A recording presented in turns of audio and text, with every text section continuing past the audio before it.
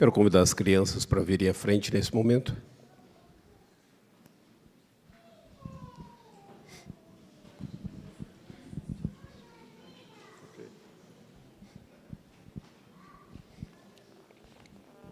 Todas elas? Vão caber. Alguns papais quiserem sentar aqui nos bancos, nos assentos. Tudo bem contigo?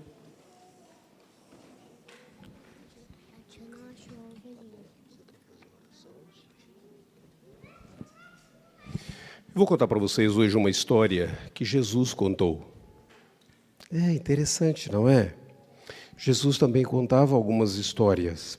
E uma vez Jesus contou uma história, eu vou mudar um pouquinho. Não da maneira como Jesus contou, mas vou mudar um pouquinho. Jesus contou uma história de uma ovelhinha. O nome da ovelhinha era Branquinha. Ela era toda branca, pelo dela todo branco e tal. Mas a Branquinha, em uma determinada ocasião, ela estava lá no pasto, comendo a graminha dela ali e tal, e ela viu uma borboleta muito bonita. E ela ficou distraída e começou a olhar para aquela borboleta e começou a andar atrás da borboleta, e quando ela percebeu, ela já estava muito longe. Já o sol já tinha ido embora, começou a ficar escuro, e ela começou a ouvir barulhos de lobos. Os lobos fazem um barulho, e os lobos fedem bastante, não fedem, Benjamin? Nós falamos essa semana isso. Então ela começou a ouvir aquele barulho dos lobos, e ela ficou muito apavorada. Mas o pastor dela, o que cuidava dela, estava cuidando de todas as outras ovelhas. E ele começou a contar: 1, 2, 3, 4, 5, 98, 99. Faltou uma. Onde está a Branquinha? E ele saiu procurando pela Branquinha, até que ele encontrou a Branquinha. Ele rapidamente foi e protegeu e trouxe a Branquinha de volta para ficar junto com as outras ovelhas. No sermão de hoje, nós vamos ouvir um texto da Bíblia Sagrada que fala que Deus é esse pastor. E Deus é esse que busca, e Deus é esse que intervém. E quando a situação está ficando muito difícil, Deus estende a mão, Deus cuida de cada um de nós e Deus nos protege.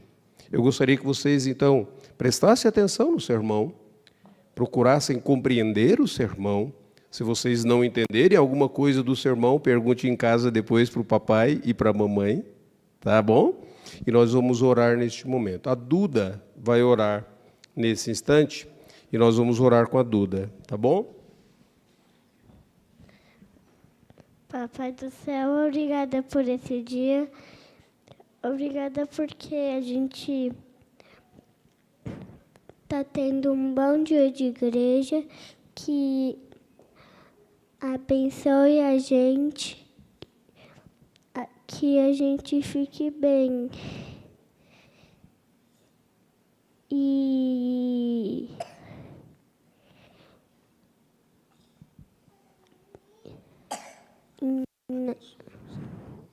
E abençoe o seu irmão no dia de hoje.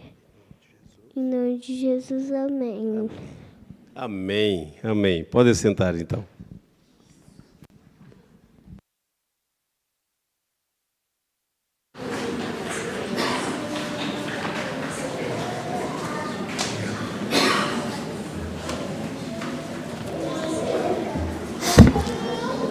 Nós vamos abrir a Escritura Sagrada. No livro de Neemias, temos exposto e estudado a palavra de Deus. Conforme esse livro sagrado, o livro de Neemias, capítulo de número 6, nós leremos do versículo de número 15 até o versículo de número 2 do capítulo 7.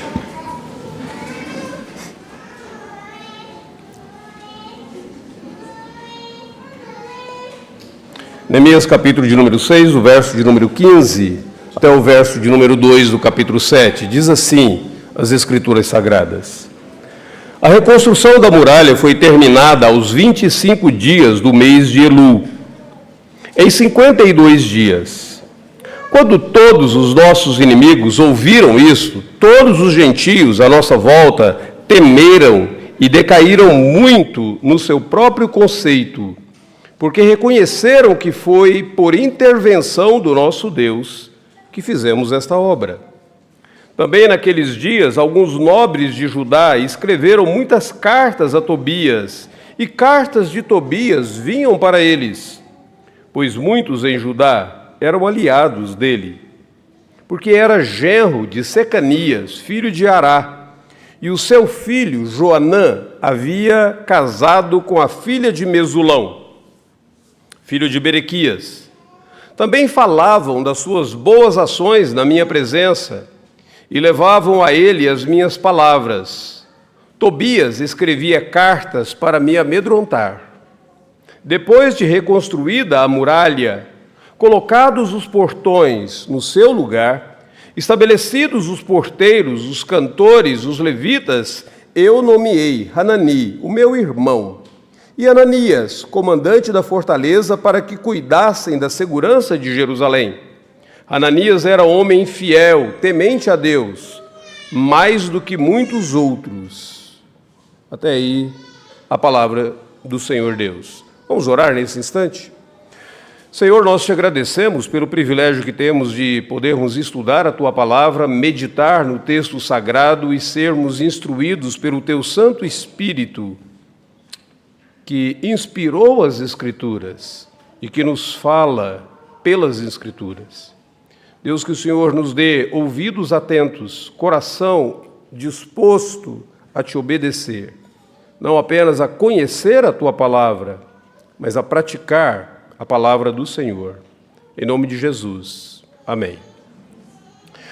Eu gostaria de contar para vocês um fato histórico da igreja cristã, ocorrido nos anos de 1904, 1905, no país de Gales. Naquele período, cerca de um ano e alguns meses, houve um grande despertamento espiritual no país de Gales. Aquele reavivamento começou com um jovem de 26 anos, Evan Roberts, que estava orando ao Senhor Deus para que fizesse algo extraordinário naquela igreja. A situação da igreja era uma situação, e da própria nação de Gales, era uma situação deplorável. Havia uma frieza espiritual generalizada. As pessoas não queriam mais frequentar a igreja, e quando elas iam para a igreja estava repleta de formalismo. Fé era mais uma questão de tradição do que de transformação. Os cultos eram frios, os cultos eram secos, sem qualquer expectativa. Os jovens já não queriam mais frequentar a igreja, abandonavam a fé, e havia um interesse generalizado pela vida espiritual naquela nação. Por outro lado, havia também um materialismo crescente e de maneira muito rápida. Ocorreu a Revolução Industrial, e a Revolução Industrial transformou o país de Gales, trazendo um grande progresso econômico. Mas junto com o progresso econômico trouxe também materialismo e secularismo. E com isso a fé foi cada vez mais empurrada para as margens da sociedade. Muitos cristãos estavam ocupados demais com os seus bens, com o status social, e eles não queriam buscar santidade. Havia também um grande índice de alcoolismo. A principal atividade econômica do país de Gales naquela ocasião era a mineração do carvão. E muitas pessoas trabalhavam naquela mineração e eles ficavam longas jornadas e muitos buscavam alívio no álcool, nos pubs de Gales, e aquilo gerou uma crise familiar sem precedentes, uma degradação social. Aquilo resultou em violência doméstica muitas brigas e muitos vícios dos mineradores. Havia pouca expectativa de que Deus pudesse fazer alguma coisa. Havia pouca expectativa de que a situação pudesse ser mudada e transformada, mas Deus interveio. E quando Deus interveio, Ele trouxe um verdadeiro despertamento espiritual por meio daqueles jovens, daqueles poucos jovens, como Evan Roberts, que estava orando e buscando a presença de Deus. Depois daquele avivamento, as igrejas começaram a ficar lotadas, sem qualquer necessidade de campanha humana. Existiram muitas reconciliações públicas de pessoas que estavam brigadas, muita confissão de pecados. As pessoas eram levadas, muitas vezes, a ajoelharem na própria rua, clamando misericórdia a Deus pelas suas próprias vidas. A criminalidade caiu de maneira tal que os tribunais ficaram vazios. Até os animais, jumentos e burros que trabalhavam nas minas, eles não conseguiam mais atender ao comando dos seus donos, porque os seus donos deixaram de falar palavrões e os animais só entendiam palavrões. Aquilo mudou totalmente. E uma coisa muito interessante, se você hoje vai no YouTube, você procura ver um jogo de futebol do país de Gales, vocês provavelmente verão os estádios repletos, os galeses com algumas pints de chopp, é verdade, mas todos eles estarão cantando aquele hino, Guide me, oh, the great Jehovah, in this weary, thirsty land. Era o hino do avivamento. Aquilo marcou profundamente toda aquela nação. Cerca de 10.000 pessoas foram convertidas em poucos meses. O impacto do avivamento de Gales foi para a Inglaterra, foi para os Estados Unidos. A história do avivamento de Gales é a história de uma intervenção soberana de Deus. Esse texto que nós acabamos de ler aqui também é uma narrativa, é uma descrição de uma intervenção poderosa de Deus. No versículo de número 16, diz assim que as nações, os inimigos, ouviram que o muro havia sido construído, e o final do versículo diz: eles reconheceram que foi por intervenção do nosso Deus que fizemos esta obra. Que coisa interessante, então, voltar para esse texto e ver sobre essa grande intervenção de Deus. Até esse momento, à medida que nós estamos estudando a história de Neemias, nós temos e podemos muitas vezes focalizar na história de Neemias e ver que aquela história foi uma história de grandes realizações, de um homem que dedicou o seu coração ao Senhor Deus para fazer algo extraordinário. Talvez não nos meus olhos, talvez não nos seus olhos, mas extraordinário aos olhos de Deus. O que Neemias se dedicou a fazer foi reconstruir os muros de Jerusalém, muros aqueles que estavam arruinados. Para mim e para você, reconstruir muros não tem muito atrativo, mas o fato é que o próprio Messias viria para Jerusalém, ele morreria em Jerusalém, e aquela reconstrução dos muros, de alguma maneira, fazia parte do centro da história de Deus para a nossa redenção. Quando eu e você lemos Neemias, às vezes eu fico imaginando como que nós lemos esses livros históricos da Bíblia. Muitos crentes leem os livros históricos como se eles fossem fábulas de Esopo. Qual que é a lição moral que eu posso tirar daqui? Qual que é o entretenimento que eu posso tirar dessa história? Algumas vezes nós esquecemos que todas essas narrativas da Bíblia, todas essas histórias da Bíblia Sagrada, elas têm o propósito de apontar para Jesus Cristo, de nos revelar algo sobre Deus e sobre o plano de Deus para a minha vida e para a sua vida. É claro que quando eu leio Neemias, eu posso extrair daqui lições de liderança. É claro que quando eu leio Neemias, eu posso extrair daqui lições de organização, gestão de pessoas, de como lidar com a oposição, como lidar com os desafios em alguns empreendimentos, lições sobre a importância do esforço comunitário. Eu tenho várias dessas lições aqui.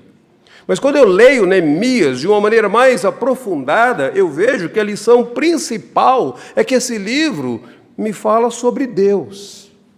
O Deus que Neemias servia, esse Deus que intervém, esse Deus que responde às nossas orações e que não abandona o seu povo. Eu olho para esse texto de Neemias e vejo que esse texto de Neemias, ele aponta para uma pessoa muito mais sublime do que o próprio Neemias. Neemias havia abandonado o palácio de Artaxerxes para reconstruir os muros de Jerusalém, mas esse livro aponta para aquele que deixou o esplendor da sua glória, o próprio Jesus Cristo, o próprio Messias, que deixou o conforto da sua vida com o Pai e veio à terra, se encarnou para intervir em prol da minha e da sua salvação. Então vamos olhar para esse texto sobre essa perspectiva. Vejamos algumas coisas bem interessantes aqui. Se você está acompanhando a leitura de Neemias, você verá que esse texto que nós lemos marca uma transição. A partir de agora, os muros foram construídos e a atenção de Neemias vai focalizar na restauração da nação. Até aqui, todo o esforço deles foram para reconstruir muros, e os instrumentos foram pedras, argamassas, paus. A partir desse momento, o esforço de Neemias será a restauração da nação. E o instrumento a ser utilizado será a palavra de Deus e a centralidade da palavra de Deus na vida da nação, como você verá a partir do capítulo de número 8.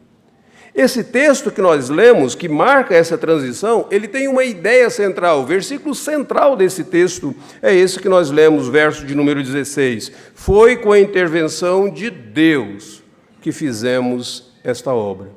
Quando Deus intervém, o que acontece? O que aconteceu na época de Neemias, quando Deus interveio? Quando ele intervém, o que ocorre? Dá uma olhada no versículo de número 15. A primeira lição que nós temos dessa intervenção de Deus está no verso 15. A reconstrução da muralha foi terminada. Essa frase é animadora. Finalmente, depois de 6 meses, Neemias havia chegado em Jerusalém, depois de haver investigado, depois de ter tido tantas afrontas, o texto diz, a reconstrução dos muros foi terminada. Até Neemias chegar a esse ponto, existiram muitas distrações. Você deve se lembrar das oposições externas, desde o início do capítulo de número 2, Sambalate, Tobias, mais tarde Gesem, todos aqueles que odiavam o bem-estar do povo de Deus, todos aqueles que não queriam ver o bem de Jerusalém, eles se opuseram a Neemias. Neemias enfrentou oposições externas, mas Neemias enfrentou também problemas internos, porque ali, entre os próprios judeus, existiam algumas pessoas que estavam se beneficiando da miséria dos outros, irmãos se beneficiando do erro dos outros. Se alguns não haviam conseguido guardar bem as suas finanças, as suas economias, alguns irmãos judeus começavam a emprestar dinheiro e a cobrar juros altíssimos. Então, oposições externas, problemas internos, e no domingo passado, nós vimos, no capítulo de número 6, primeira parte, as distrações. Pessoas tentando distrair a atenção de Neemias e tirá-lo daquela obra. Primeiro veio aquilo que a gente chama de uma intimação para a reunião. Eles mandam dizer para Neemias, vamos nos reunir e vamos conversar sobre alguns assuntos. Neemias diz, estou muito ocupado trabalhando, não quero falar com vocês. Depois veio uma verdadeira intimidação por cartas. Por todas as partes se ouvem, estão dizendo, e é engraçado, quando alguém chega para você falando assim, pastor, estão dizendo que o senhor isso é aquilo, aquilo outro. A vontade que dá é para assim, estão dizendo ou você está dizendo? Porque geralmente a pessoa se esconde atrás do estão dizendo, não é? Então, Neemias, ele recebe essa carta, e a carta dizia mais ou menos isso: estão dizendo por todas as partes que você quer se tornar rei. Era uma intimidação. E depois Neemias teve que lidar com o próprio engano religioso. Aqueles que se diziam ser profetas diziam para ele: vamos para o templo, vamos lá. Nós vimos isso domingo passado. Dificuldades, mas a despeito das dificuldades, a construção terminou. E ela terminou num tempo recorde. Dê uma olhada no versículo de número 15. Em 52 dias. É claro, não tinha 52 dias que Neemias havia chegado em Jerusalém. Neemias disse que ele chegou em Jerusalém no mês de Nisan e a construção terminou no mês de Elul. Só para te ajudar, porque eu também tive que fazer a minha pesquisa, certo? Só para te ajudar a entender melhor. Mês de Nisan é meados de março e meados de abril. Mês de Elul é outubro. Se você fizer a somatória toda aí, mais ou menos 6 meses. 6 meses. Mas a construção terminou em 52 dias. Do capítulo 2 até o capítulo 6, 6 meses. Mas só 52 dias de construção. Talvez os outros meses Neemias estivesse tão ocupado, tendo que lidar com oposições, a preparação. O fato é que quando começou a construção, do início até o final, 52 dias. Do capítulo de número 2 em diante, relata tudo que eles fizeram ali. Por que eles conseguiram realizar tudo aquilo em 52 dias? Porque o versículo de número 16 diz: por causa da intervenção de Deus. Quando Deus intervém, as realizações acontecem, a despeito das distrações. Quando Deus intervém, as distrações deixam de ser eficazes. E aquilo que nós fazemos para Deus tem um efeito muito mais significativo. Eu gostaria de observar isso com vocês através de 2 homens da Bíblia Sagrada. O primeiro deles é o próprio Jesus Cristo, homem-Deus. Jesus, em uma determinada ocasião, em João, capítulo de número 4, havia se encontrado com uma mulher samaritana e os discípulos de Jesus haviam ido à cidade procurar alguma coisa para comer. E depois que os discípulos voltaram, eles ficaram admirados que Jesus estivesse falando com uma mulher samaritana, mas quando ela foi embora, eles viraram para Jesus e falaram assim: Senhor, venha comer. E Jesus diz assim: uma comida eu tenho para comer que vocês não conhecem. E os discípulos diziam: será que alguém trouxe alguma comida para ele? E ele disse: a minha comida consiste em fazer a vontade daquele que me enviou para realizar a sua obra. Em outras palavras, Jesus estava dizendo: eu estou tão focalizado, eu estou tão interessado em realizar o que Deus quer que eu faça, que para mim isso é uma verdadeira comida, isso é um verdadeiro alimento, isso alimenta a minha alma. Quando Deus intervém, você abandona as distrações, você deixa as distrações de lado, porque a vontade de Deus torna-se central na sua vida. Talvez um dos nossos grandes problemas é que nós somos cristãos distraídos. Nós sempre ficamos preocupados com a nossa questão financeira, nós ficamos preocupados com os nossos problemas relacionais, nós ficamos preocupados com a situação política do país em que nós estamos vivendo, e nós vamos multiplicando as nossas preocupações, e nós marginalizamos a nossa devoção a Deus. Deixa eu te fazer uma pergunta. Qual foi a última vez que você leu a sua Bíblia? Qual foi a última vez que você jejuou? Qual foi a última vez que você de fato derramou o seu coração diante de Deus? Mas qual foi a última vez que você conseguiu achar uma justificativa para suas distrações? Um outro homem que é interessante observar é o próprio apóstolo Paulo. Chamado para ser um plantador de igrejas, ele diz assim, ele escreve aos Filipenses dizendo: uma coisa eu faço, esquecendo-me das coisas que para trás ficam e avançando para as que diante de mim estão. eu pressiono, eu prossigo para o alvo, para o prêmio da soberana justificação. Quantas vezes você fica tão parado e detido na sua vida porque você fica pressionado e preso às coisas do passado? Tentando revisitar o seu passado o tempo todo, tentando resolver o seu passado. Tem um livro muito fantástico sobre isso, se você quiser ler depois, leia um livro, o título dele é Coloque o Passado no Devido Lugar. O passado é para você visitar, não é para você morar nele. Mas tem tantas pessoas que elas estão tão presas ao passado, escravizadas ao passado, que elas não conseguem se alegrar em Deus e viver o presente.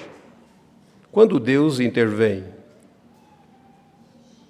você se esforça para perseverar na sua fé. Você evita cair nas distrações. Realizações acontecem. A muralha foi terminada. Realização acontece, mesmo que tivessem tantas distrações. Mas a segunda lição que eu gostaria de chamar a sua atenção está no verso de número 16. Quando Deus intervém, isso traz um impacto para as pessoas ao redor, e esse impacto é surpreendente. Se você observar no verso de número 16, diz: quando os nossos inimigos ouviram isso, todos os gentios à nossa volta, eles temeram e eles decaíram muito no seu próprio conceito. É engraçado porque esse versículo descreve os efeitos da construção do muro sobre os inimigos do povo de Deus. Quem eram esses inimigos do povo de Deus? No início eram poucos: Sambalate, Tobias, eram só 2. Depois esse negócio foi crescendo.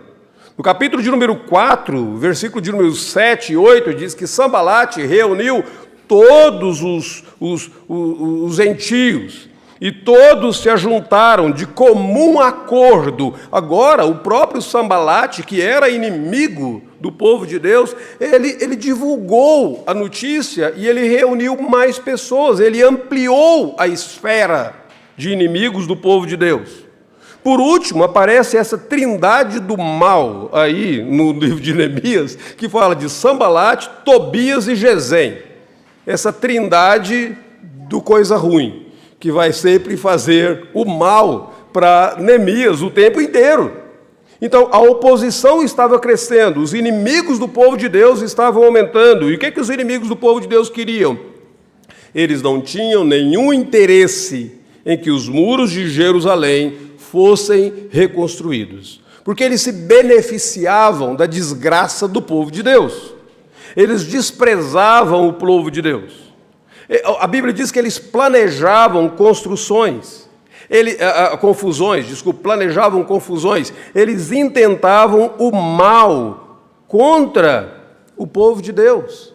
E Sambalate, Tobias e Gesem cada vez mais angariava aliados contra o povo de Deus. Mas agora, o texto que nós acabamos de ler diz que quando os inimigos ouviram isso, eles temeram. Aqui existe uma grande ironia. Sabe o que acontece? A ironia que existe aqui é: quanto mais Sambalate e Tobias ampliava o espectro dos inimigos de Deus, tanto mais as pessoas viam a mão de Deus. É engraçado. Sambalate e Tobias ia chamando e angariando pessoas para se tornarem inimigas de Deus, mas quando o muro foi construído, então toda aquela multidão, o texto diz que eles reconheceram que foi por intervenção de Deus que o muro foi construído. Que coisa fantástica isso!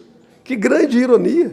Você pensa que o número está aumentando e que a situação vai ficar insuportável, e agora o que vai acontecer? E Deus intervém, e Ele diz: sabe, todos esses que estão odiando vocês, todos esses vão ser testemunhas do meu poder, da minha intervenção. Que coisa fantástica!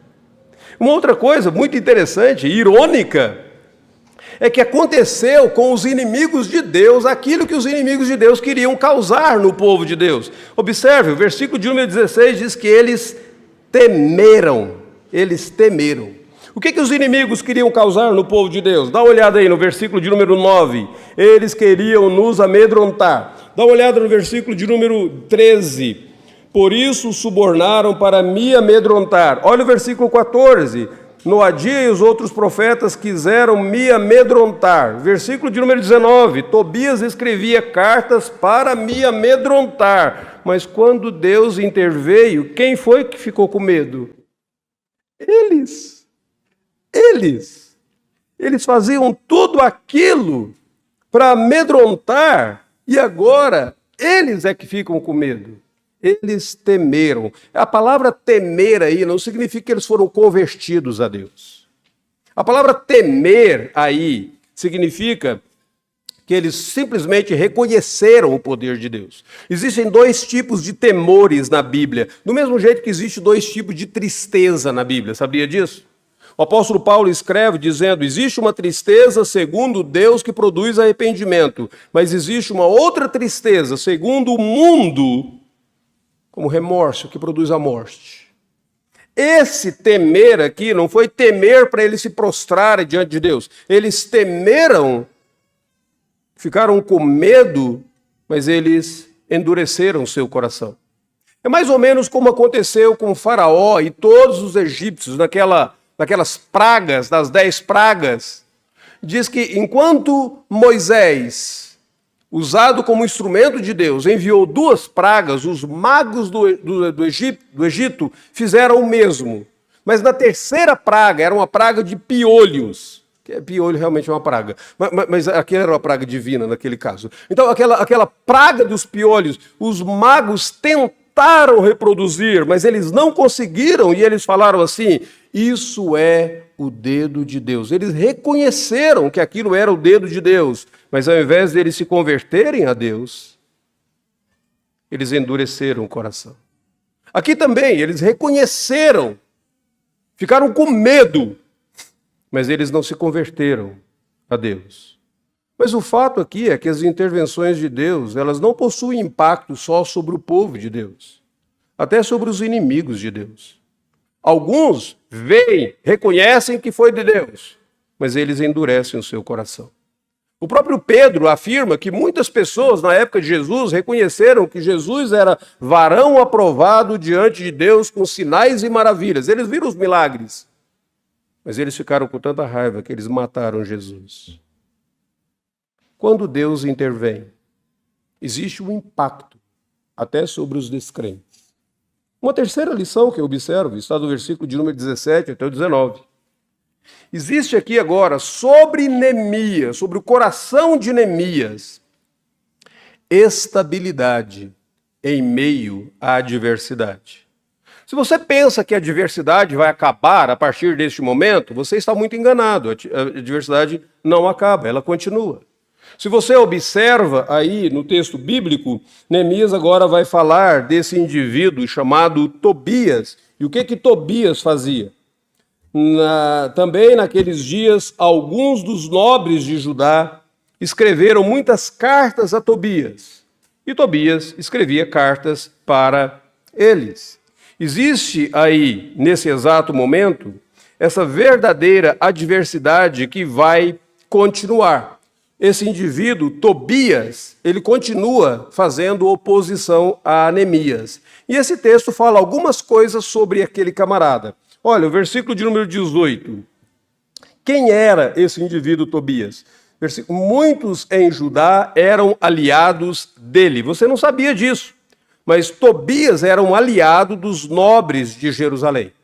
Tobias era genro de Secanias, filho de Ará. Se você quiser saber um pouquinho sobre esse indivíduo, Ará, o nome dele vai aparecer lá no livro de Esdras, no capítulo de número 2, versículo de número 5, como sendo um daqueles primeiros que vieram do cativeiro babilônico e chegaram em Jerusalém. Então, era uma pessoa influente.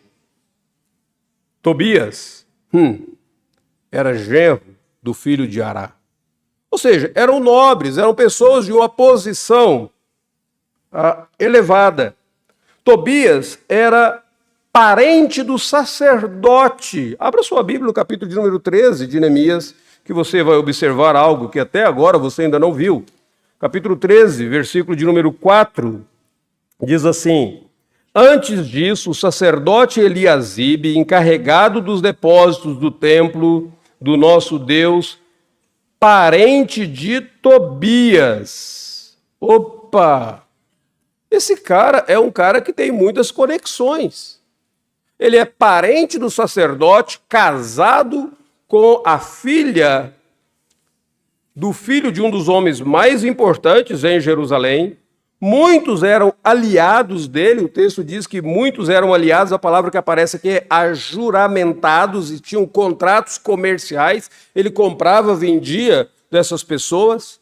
E o filho dele, o versículo de número 18 ainda diz que o filho dele, um indivíduo chamado Joanã, havia se casado com a filha de Mesulão. Eu não sei quem era esse Mesulão, mas o fato é que tinha muitos laços familiares ali. Tobias, existia uma influência negativa na liderança de Jerusalém.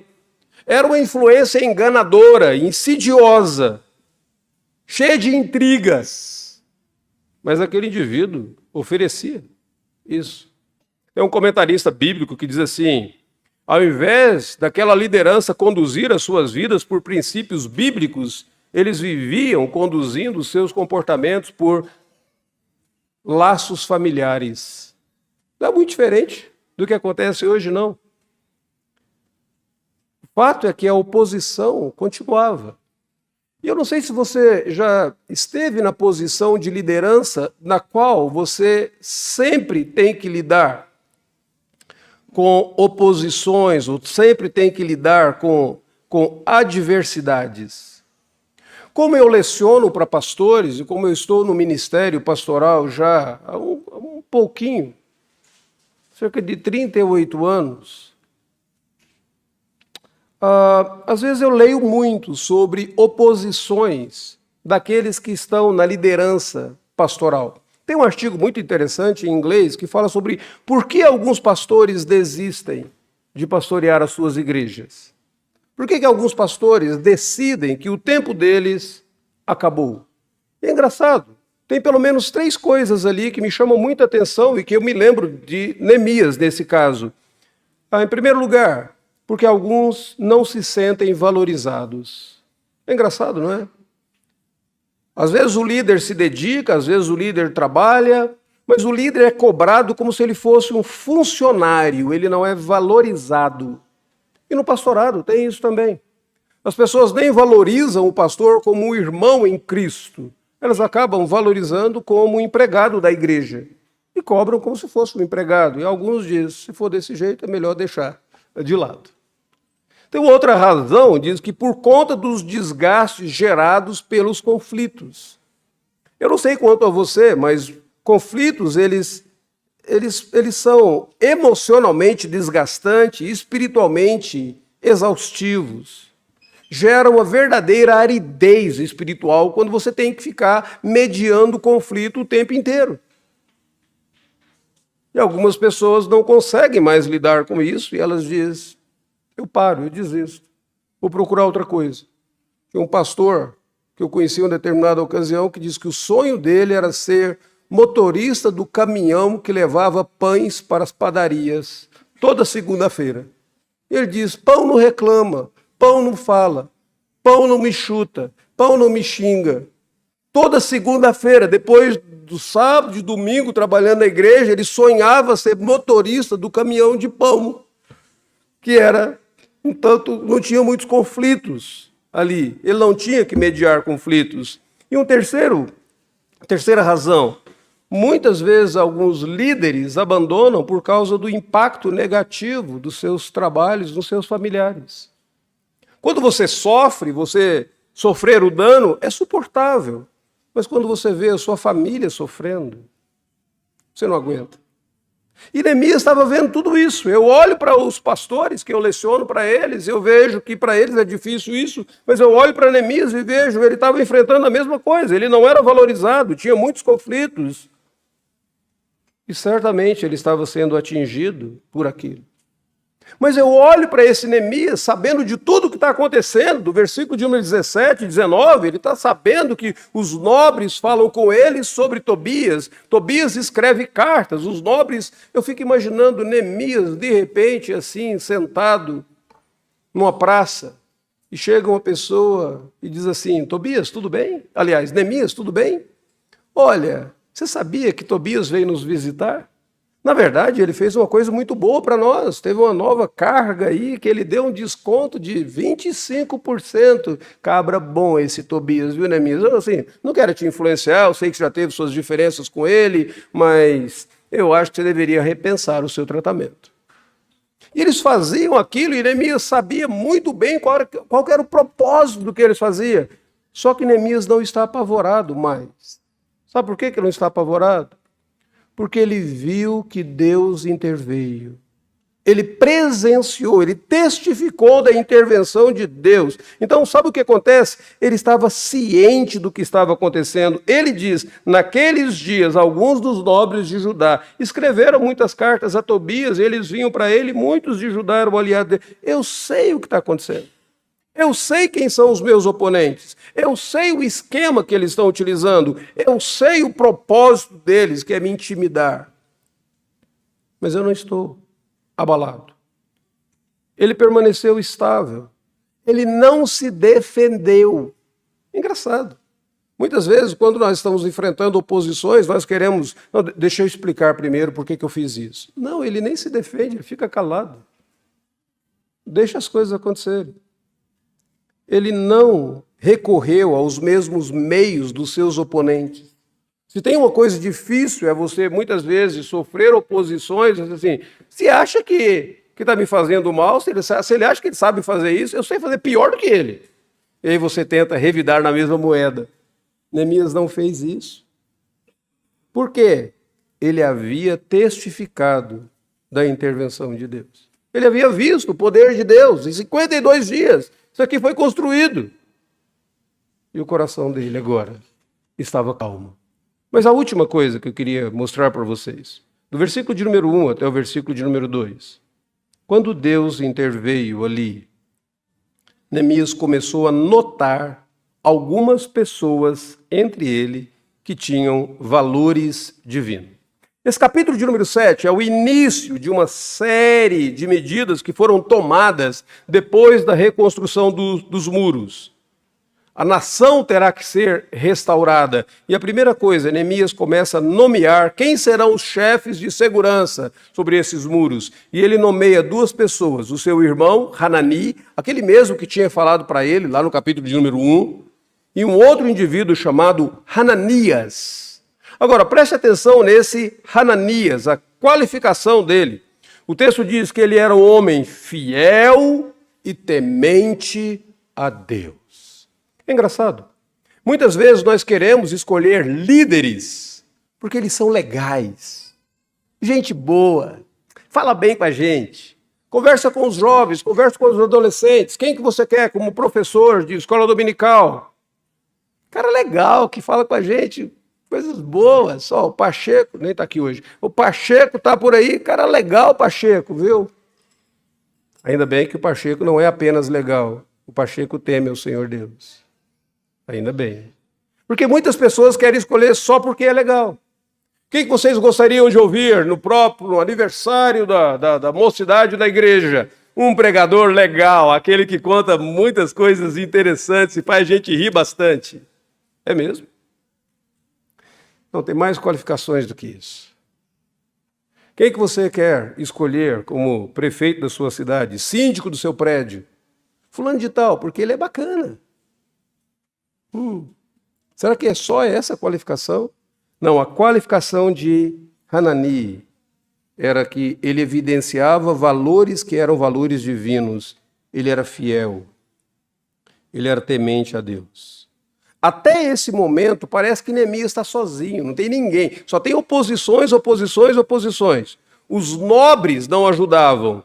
Os inimigos o atacavam. Até os profetas, nós vimos domingo passado, no versículo de número 12 a 14, até os profetas eram contra ele. Até os profetas queriam enganá-lo. A sensação de Neemias era uma situação de solidão. E a situação de solidão, você sabe, ela pode ser deprimente. O profeta Elias, lá em 1 Reis, capítulo 19, ele entrou em um verdadeiro abatimento espiritual, quando ele achou que ele estava sozinho. O salmista Davi, no Salmo de número 142, ele também fica abalado espiritualmente quando ele pensa que ele está sozinho. Mas agora, um dos efeitos colaterais da intervenção de Deus no meio do povo é que Neemias percebe, ele não está sozinho. Ele olha para os lados e ele vê outras pessoas que são irmãos, tementes a Deus. Pelo menos 2. Ele não está sozinho mais. Quando você nota a intervenção de Deus, você percebe que Deus não te abandonou nesta vida. O que isso tem a ver comigo e o que isso tem a ver com você? Se nós estivéssemos apenas falando sobre Neemias, podíamos acabar aqui. E teríamos grandes lições sobre esse homem para nós. Mas a história de Neemias, ela nos aponta, ela nos sinaliza para um evento maior da intervenção de Deus. E qual que foi o maior evento da intervenção de Deus na história humana? A encarnação de Jesus Cristo. Neemias, ele abandonou simplesmente o palácio de Artaxerxes, na cidadela de Suzã, mas Jesus abandonou o céu dos céus. Jesus deixou de lado a sua própria condição de somente Deus para se tornar Deus-homem. Jesus veio à terra, se identificou comigo e contigo, não para reconstruir muros, mas para redimir a minha vida, o meu coração e o seu coração. A intervenção de Deus na encarnação de Cristo Jesus é uma das manifestações mais sublimes e centrais da ação redentora de Deus. Aquela intervenção de Deus em Cristo Jesus foi uma intervenção salvífica. Jesus veio, se encarnou para salvar pessoas. E a Bíblia diz, porque Deus amou o mundo de tal maneira que deu o seu Filho unigênito para que todo aquele que nele crê não pereça, mas tenha a vida eterna. Se você deseja a vida eterna, se você deseja experimentar a vida eterna, gozar a vida eterna, você tem que reconhecer que somente Jesus Cristo, o Deus homem, é o Salvador, porque a intervenção de Deus na encarnação de Cristo foi para salvar pecadores, como eu e você. A segunda coisa, a intervenção de Deus na encarnação de Jesus Cristo foi oportuna, foi no tempo certo. É engraçado porque os muros de Jerusalém foram construídos num tempo recorde, 52 dias. A encarnação de Cristo foi no tempo certo. A Bíblia diz, vindo, porém, a plenitude dos tempos, Deus enviou o seu Filho, nascido de mulher, nascido sob a lei. Deus não se atrasa, Deus não perde tempo, quando a questão é a redenção da sua alma. Em último lugar, a intervenção de Deus na encarnação de Cristo foi uma intervenção transformadora, porque Jesus Cristo veio ao mundo e Deus interveio para transformar a mim e a você em novas criaturas. O crente, e aqui preste atenção nessa frase, se você é um recém-convertido, se você está na igreja há pouco tempo, se você está começando a conhecer ou andar nos caminhos do Senhor, se você está nos visitando, ou se você é um crente há tanto tempo que já até se esqueceu do básico da fé cristã, deixa eu lembrar você, o crente, ele não é um indivíduo melhorado, ele é um indivíduo transformado, ele é nova criatura.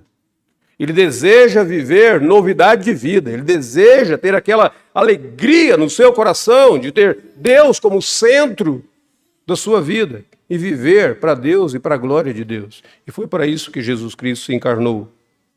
A intervenção de Deus na história foi uma intervenção transformadora. Eu e você, nessa manhã, somos lembrados por esse texto da Escritura Sagrada do Deus que intervém. E eu convido a você a considerar, a meditar sobre a intervenção de Deus, não apenas na história, mas na sua própria vida, buscando redimir você, transformar você e colocar você como membro do povo de Deus, da igreja de Deus. Porque o propósito de Deus não é que você ande sozinho, mas que você seja acompanhado por outros tantos homens e mulheres de Deus e cresça na comunhão com o Senhor e uns com os outros.